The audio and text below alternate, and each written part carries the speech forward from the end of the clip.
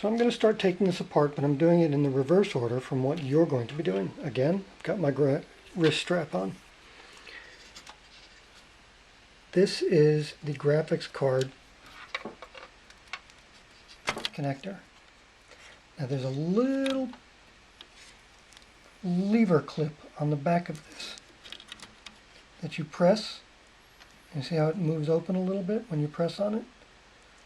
That's what you press on in order to get this connector to come off. And you just gently shake it and it comes right out. Remember, don't ever force a connector. Nothing has to be forced.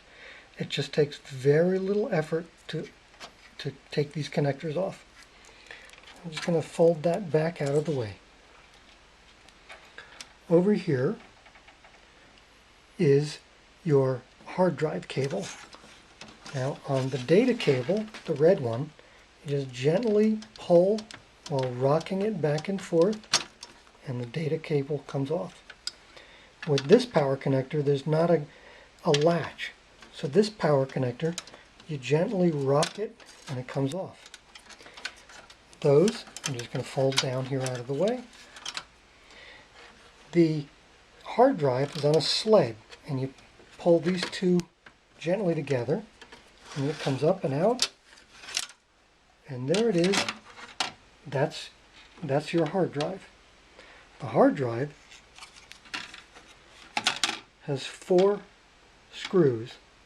These are Phillips head screws that are bolting the sled and the hard drive together. So you'll put the screws in to mount your hard drive. You'll put it into the sled location. And then you put your data cable and your power cable on that.